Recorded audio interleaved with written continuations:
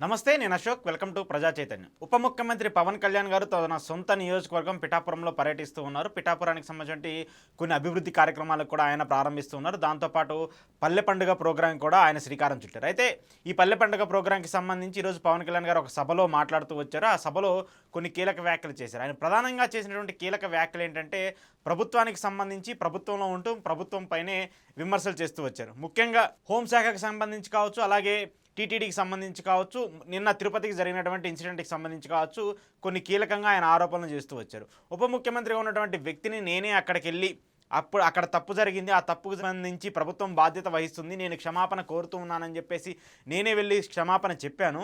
ఈఓగా ఉండి, జేఈఓగా ఉండి, చైర్మన్గా ఉన్నటువంటి వ్యక్తులు ఎందుకు ఇప్పటివరకు ఒక ప్రెస్ మీట్ పెట్టి క్షమాపణ చెప్పలేదు? ఇది ఖచ్చితంగా మీ తప్పే కదా, మీ తప్పిదం వల్లే ఇలా జరిగింది కదా అని చెప్పేసి ఉప ముఖ్యమంత్రి పవన్ కళ్యాణ్ గారు డైరెక్ట్గా టీటీడీకి సంబంధించిన సభ్యులందరినీ కూడా ప్రశ్నిస్తూ వచ్చారు. దాంతోపాటు గత ప్రభుత్వానికి ఈ ప్రభుత్వానికి తేడా చూపాలని చెప్పేసి మేము చాలా ప్రయత్నిస్తూ వస్తున్నాం. గత ప్రభుత్వం అరాచకం చేసింది, అక్రమాలు చేసింది, అవినీతికి పాల్పడిందని చెప్పేసి మనమే పదే పదే ఆరోపిస్తూ వచ్చాము. కానీ ఇప్పుడు కూటమి సర్కార్ అధికారంలోకి వచ్చిన తర్వాత ఇప్పుడు కొంతమంది ఎమ్మెల్యేలు కావచ్చు, ఎంపీలు కావచ్చు, అలాగే కొన్ని బాడీలు చేస్తున్నటువంటి వ్యవహారాలు కూడా అలానే కనిపిస్తూ ఉన్నాయి.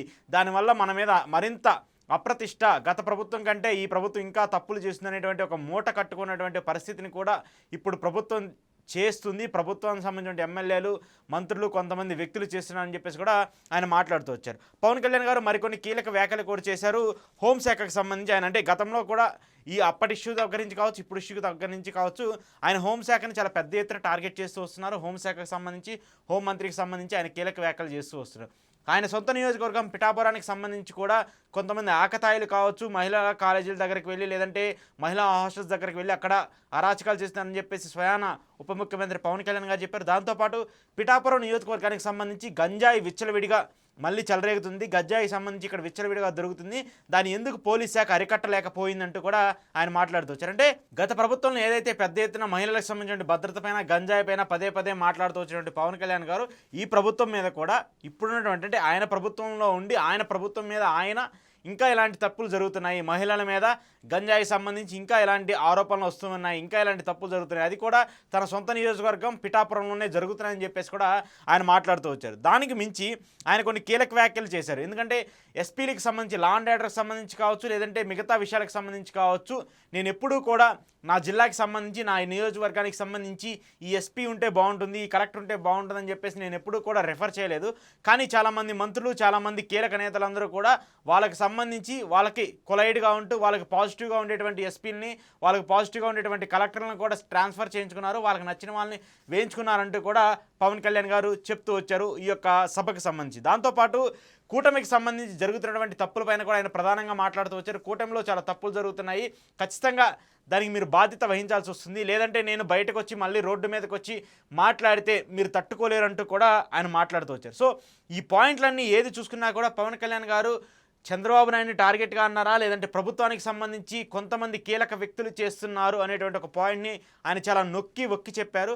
ఆ కీలక వ్యక్తుల్ని టార్గెట్గా చేస్తూ మాట్లాడారనేది మాత్రం తెలియాల్సి ఉంది. ఇక మరోవైపు ఏదైతే కలెక్టర్లకి, ఎస్పీలకి సంబంధించిన బదిలీలు ఉన్నాయో, లేదంటే జిల్లాల వారీగా, ప్రాంతాల వారీగా కలెక్టర్లని, ఎస్పీలని రిఫర్ చేస్తూ వస్తుంటారో, దానికి సంబంధించి ఒక మంత్రి కనుసన్నల్లోనే ఇవన్నీ జరుగుతున్నాయి. ఒక మంత్రి చెప్తేనే వాళ్ళని ఆ శాఖలకు సంబంధించి ఆ జిల్లాలకి, ఆ ప్రాంతాలకు కూడా పంపిస్తూ ఉన్నారంటూ కూడా పవన్ కళ్యాణ్ గారు మాట్లాడుతూ వచ్చారు. మరి ఆ మంత్రి ఎవరు?